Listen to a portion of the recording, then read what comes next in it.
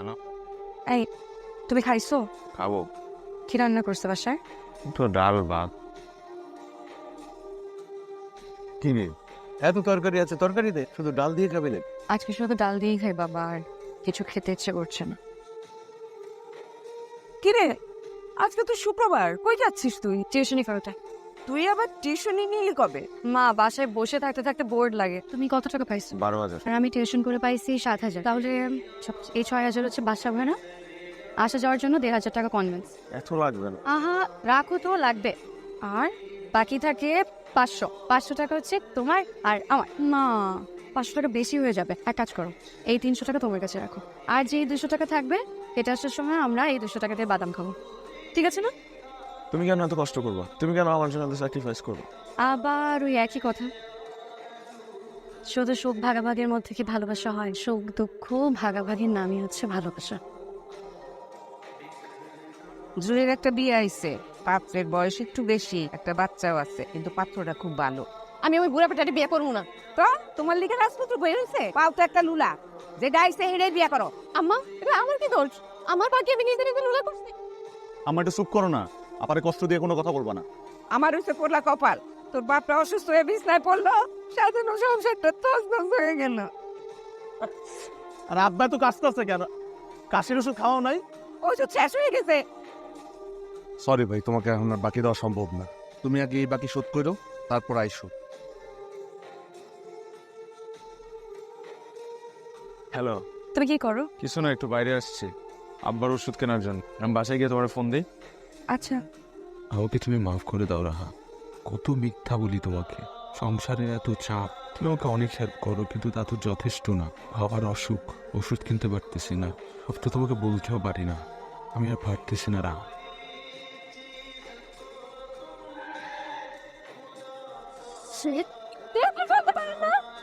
দেখেছো মানে, আপনারাই তো আমার উপর গাড়ি উঠাই দিচ্ছেন।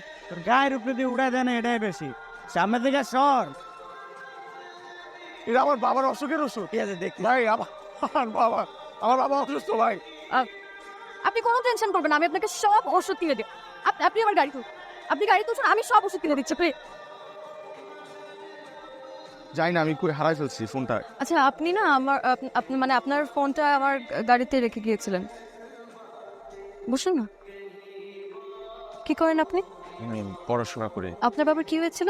একবার স্ট্রোক করছিল, এরপর আর পুরোপুরি কখনো সুস্থ হতে পারে নাই। আমাদের একটা হসপিটাল আছে, if you need any help আমাকে জানাতে পারেন। আমার ফোন নাম্বারটা দেখান। ভালো হয়েছে যে তুমি ফোনটা পাইছো।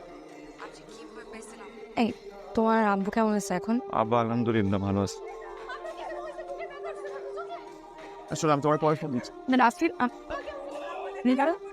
তুমি চিন্তা করবেন না, আমি দেখছি ব্যাপারটা। 3 লক্ষ টাকা ম্যাডাম। ঠিক আছে, বাবার নামে উঠিয়ে রাখো। কি হ্যাপি? রেন, দেখো এরকম করে কতদিন চলবে? ভবিষ্যতের চিন্তাই করছো না। প্লিজ আরেকটা বিয়ে শাদী করো। একটা তো করলাম, টিকটো না। তুমি কেন এসব বারবার বলে আমাকে এম্বারেসড ফিল করাচ্ছ? আমাকে সোসাইটি মেনটেন করতে হয়। বাবা দেখো, I don't care what society says. দেখো আমাকে এম্বারেস করো না। সাইনবোর্ড দাঁড় করো, একটা ছেলেকে খোঁজো। Okay, I will think about it. Hello. Hi, কি অবস্থা?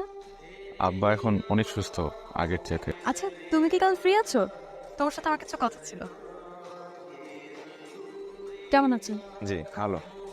আচ্ছা রাফিন, আমি তোমাকে একটা পার্সোনাল কোশ্চেন করতে চাই। তোমার ফ্যামিলি আসলে চলে কিভাবে? অনেক কষ্টে চলে। আমার বাবা অসুস্থ হওয়ার আগে সেই একমাত্র আর্নিং মেম্বার ছিল পরিবারে। আমাকে তোমার কেমন লাগে? হ্যাঁ? না মানে অ্যাজ এ পার্সন আমাকে তোমার কেমন লাগে?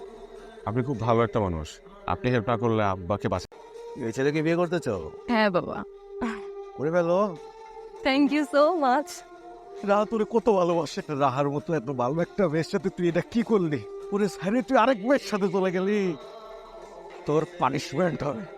যদি বিয়েটা হয়ে যায়, আপনাদের এরকম পরিস্থিতিতে বা এরকম পরিবেশে থাকা লাগবে না। আমার রিয়েল এস্টেটের ব্যবসাও আছে। আমি আপনাদেরকে একটা মোটামুটি বড় সাইজের একটা ফ্ল্যাট দিয়ে দেবো। আমার মেয়ে আমার অনেক অনেক আদরে, আর ও যাকে পছন্দ করে, ও যা চাইবে আমি ওকে তাই দেবো। আপনার ছেলে তখন তো আমার মেয়ের জামাই হবে, মানে আমার ছেলের মতোই হবে। ওকে আমি আমার কোম্পানির ডিরেক্টর করে দেব। এখন শুধু আপনাদের বলতে হবে যে আলহামদুলিল্লাহ। এটা আপনাদের নতুন ফ্ল্যাট, দেখেন না, দেখো দেখো।